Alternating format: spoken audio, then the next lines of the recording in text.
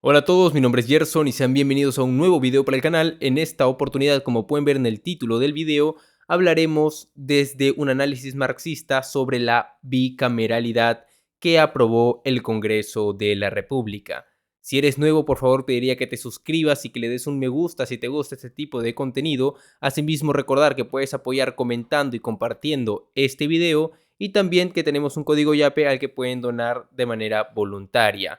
Justamente este es un fenómeno que bastante está repercutiendo en las noticias y en los videos de ahora. Se puede decir que es el tema político en boga hoy en día, pero que hasta el día de hoy no se ha analizado desde el marxismo y no se ha dado una visión desde el materialismo dialéctico sobre pues esta cuestión tan importante. Es cierto que en la pestaña de comunidad ganó el video de qué es la ideología, que ojo, sí vamos a hacer. Pero para cumplir justamente con el deber marxista aquí en el Perú de brindar un análisis para el público en general y una perspectiva sobre el qué hacer también, pues aquí estamos, a cumplir con el trabajo. Así que sin más que agregar, vamos directamente con el contenido.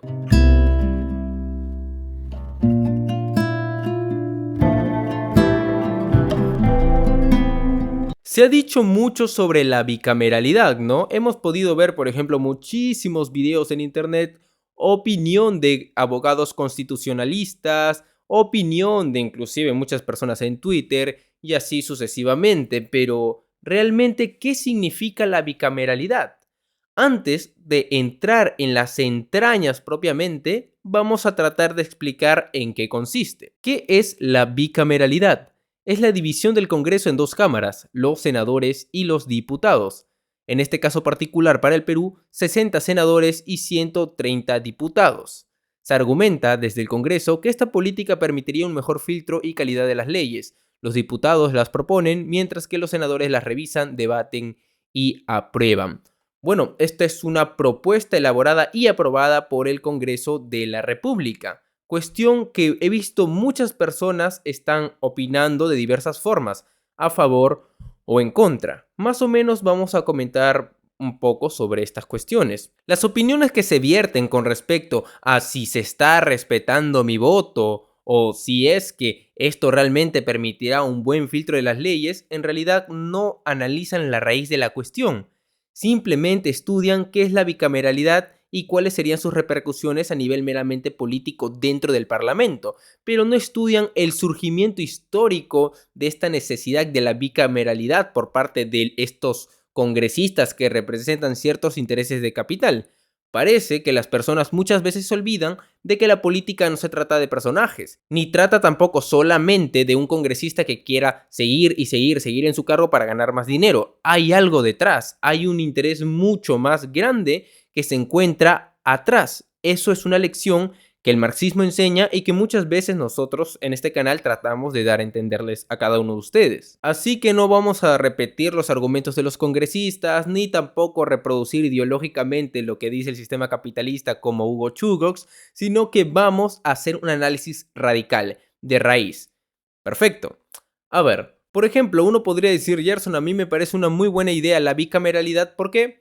Pues porque permite una descentralización, permite que dentro de lo que nosotros conocemos como los diputados pueda haber mayor representación no solamente de las regiones, sino de género y así, como lo había dicho Vizcarra en su momento, y además que va en contra de Alberto Fujimori, el autogolpe de Estado, la ruptura con la vieja bicameralidad y la imposición de la unicameralidad. Inclusive, algunos podrían creer que esto es un golpe hacia lo que ellos consideran como fujimorismo, cuando en realidad la cuestión no va por ese camino. Por ejemplo, si nosotros vamos a hablar de Fujimori, tenemos que estudiarlo bajo sus condiciones histórico-productivas particulares, y en este caso, en realidad, del imperialismo, del capitalismo mundial. ¿Qué condiciones se presentaban en aquel entonces, en 1992? Vamos a verlo. Fujimori y la unicameralidad.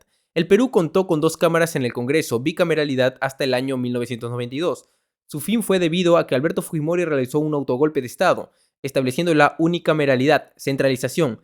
Esto no se debe a los intereses personales de Fujimori, sino a las necesidades del capitalismo mundial, el imperialismo. El movimiento campesino en las regiones era muy fuerte, estas últimas incluso mantenían oposición al gobierno en su totalidad. Es por ello que las condiciones requerían de centralismo e imposición del capital extranjero en el Perú. Fujimori no hizo más que seguir las indicaciones de los Estados Unidos. El neoliberalismo solo podía implantarse por la fuerza.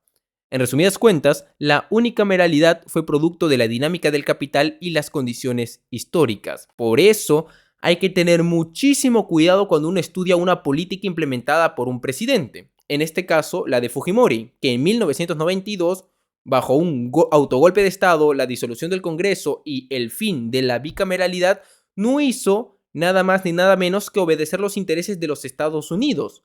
No hizo nada más ni nada menos que plantar las condiciones propicias mediante la imposición y la violencia para instaurar el neoliberalismo y en 1993 traer esta constitución que nosotros conocemos como la constitución neoliberal. Las condiciones del capitalismo mundial requerían justamente de una apertura de los mercados a costa de lo que cueste. Y justamente en el Perú habían movimientos campesinos muy fuertes, había un rechazo político muy grande, las movilizaciones eran de temer y eran de rechazo. Y en ese entonces, evidentemente, no se podría aplicar esta constitución mediante una bicameralidad, sino mediante la imposición y el centralismo. Por ello, las condiciones del capitalismo mundial hicieron que Estados Unidos emplace a Fujimori a realizar este cambio. Entonces, primera lección, la bicameralidad fue destruida por la necesidad del capitalismo mundial y fue destruida justamente también porque dentro del Perú las condiciones no eran las propicias para hacerlo de manera pasiva o de manera descentralizada por el movimiento campesino y trabajador. Porque recordemos, en los años 70, 80 y 90 el movimiento era mucho más fuerte de lo que vemos hoy en día. Es por ello que Juan Pablo Balhorn en el libro La lucha de clases en el Perú estudia muy bien, por ejemplo, que la Constitución de 1993 fue una necesidad del imperialismo mundial, no un capricho dictatorial de Alberto Fujimori, sino que él se veía obligado bajo las condiciones capitalistas, bajo el imperialismo, bajo los Estados Unidos justamente, y si no era Fujimori, iba a ser otro. Así que por allí no va el argumento. Pero si se menciona entonces que la bicameralidad fue destruida justamente por las condiciones particulares en el Perú y las necesidades imperialistas del capitalismo en general mundial, pues entonces apostar otra vez por esa bicameralidad rota por Alberto Fujimori sería algo democrático, sería algo bueno, descentralizador y así. En realidad, no. Tenemos que estudiar las condiciones particulares de nuestra sociedad actual y del capitalismo mundial actual. ¿Por qué? Porque lo que era en un momento luego puede convertirse en su contrario. Eso hay que recordarlo muy bien en el marxismo. Pasemos entonces, en este caso particular, a estudiar las condiciones actuales. En la actualidad, el movimiento campesino se encuentra debilitado. La proletarización del campo ocasionada por la venta de parcelas no termina por generar condiciones de conciencia política en el trabajador rural. Su lucha, en muchos casos, termina siendo económica. Los sectores regionales no presentan una amenaza política para la importación de capital, salvo ciertas excepciones. En la mayoría de los casos no buscan impulsarlos, sino recibir beneficios. El imperialismo no requiere de una centralización ni unicameralidad. En las condiciones actuales, y con la finalidad de dinamizar y agilizar el ingreso de capitales, se apuesta por la bicameralidad, que los diputados se compongan de representantes regionales que garanticen una relación más libre entre los imperialismos y sectores provinciales. En primer lugar, no se está negando que en el campo haya luchas, porque sí que las hay, y que también hay luchas políticas. Sin embargo, a comparación con lo que teníamos a inicio de los años 90, pues tenemos una disminución del aspecto revolucionario y de la lucha política como tal. Es entonces por ello que las condiciones han cambiado, que hoy en día esa obstrucción política no está tan fuerte como antes. En realidad que en el campo se prefiere muchas veces un beneficio económico antes de pues rechazar completamente la exportación de capital. Quieren que les garanticen un buen estilo de vida, quieren ser parte inclusive, ¿por qué no?, accionistas de esta empresa o de esta labor que se está realizando y así, pero se renuncia o se tiene muy poca conciencia política. Y reitero, salvo casos. Estamos haciendo una comparación relativa entre la actualidad y los años en principios de los 90. Por ello es que el imperialismo ya no requiere de una centralización, y es más, la centralización sí permitió la instauración del neoliberalismo, pero no permite su despliegue completo porque no hay una relación libre entre los representantes provinciales y las regiones como tal con los imperialismos. Por ello, la necesidad del capitalismo mundial, de la expansión de capital, del imperialismo en general, no solamente norteamericano, sino cualquiera, es justamente la bicameralidad. Por ejemplo, si ustedes ven un mapa, se darán cuenta de que la gran mayoría de los países en Latinoamérica tienen congresos bicamerales y que asimismo los países de desarrollo industrial capitalista son países con bicameralidad. Entonces la propuesta de bicameralidad en realidad está sirviendo a los intereses del capitalismo mundial otra vez.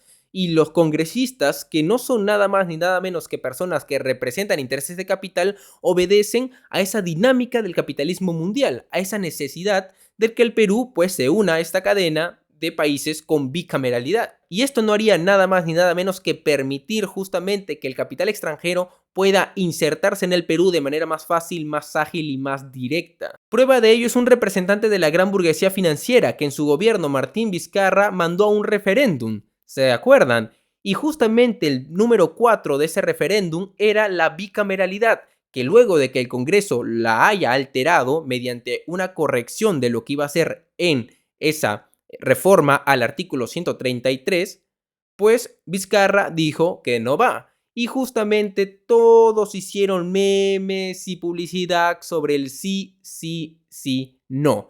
Y fueron a votar creyendo que estaban haciendo algo de sus propios intereses, creyendo que estaban democratizando la sociedad peruana, cuando en realidad lo que pasaba es que se habían vendido a la agenda de los Estados Unidos, a la agenda del capitalismo mundial.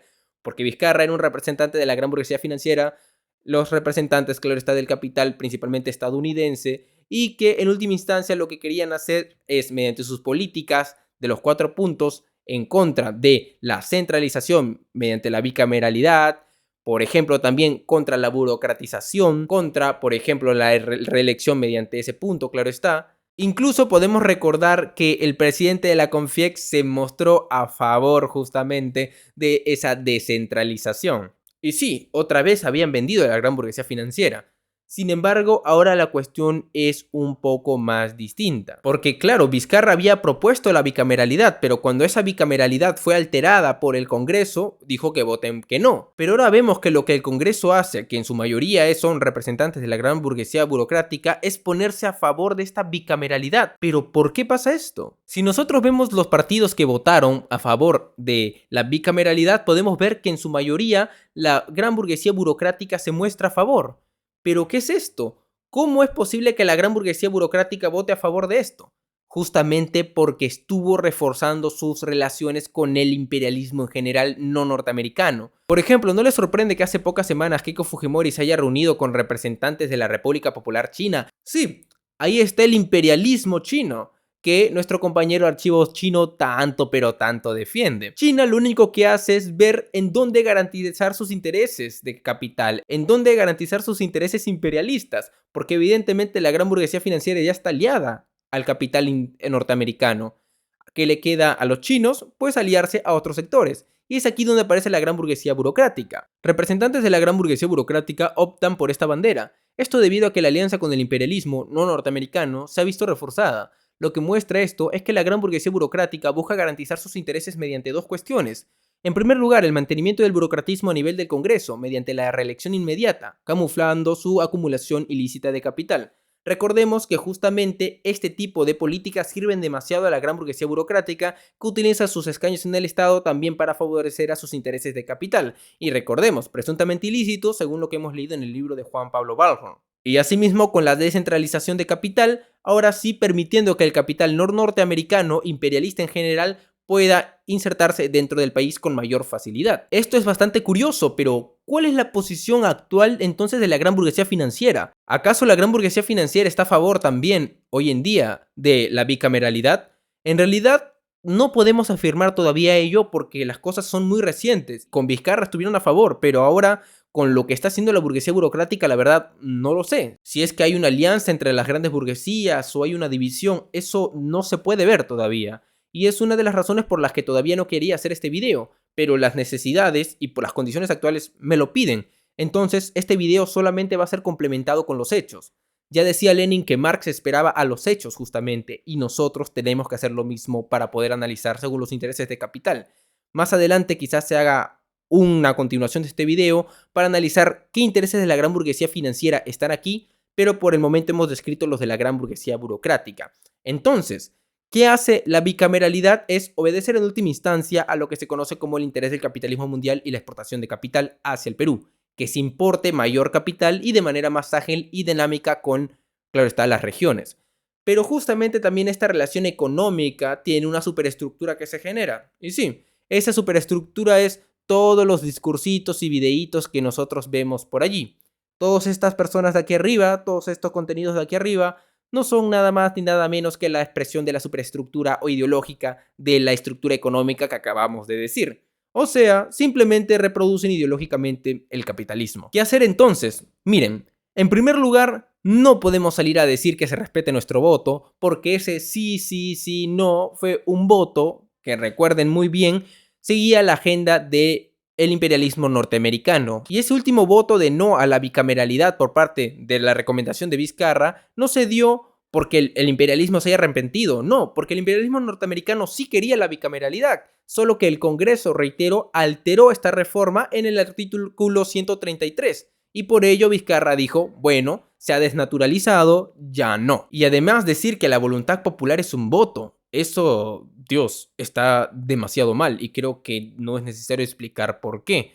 Si fuera así, entonces viviríamos siempre en una, pues, sociedad capitalista. Lo que se tiene que hacer es denunciar a la burguesía, reconocer a la burguesía que está en todo esto y comunicar esto al pueblo, agarrar este contenido y hablarlo con los demás, que se expanda. ¿Recuerdan que Lenin decía que hay que hacer agitación y propaganda si es que se postula a las elecciones? Bueno, hay que hacer eso ahora, pero no en las elecciones, sino desde afuera. Hagamos agitación y propaganda, expandamos esto. Esta es la mejor manera de que la gente, de que el pueblo, de que la clase trabajadora se percate de lo que está pasando y que se dé cuenta de los intereses de capital que hay detrás. Eso sería todo, compañeros. Muchísimas gracias por haberme acompañado. Nos vemos en otra oportunidad. Recuerden que pueden apoyarnos suscribiéndose, dándole me gusta, comentando. Comenten, por favor. Y nada más. Pueden apoyarnos, recuerden, con este código de Yape. Y yo me despido. Muchísimas gracias por habernos acompañado otra vez. Hasta la próxima.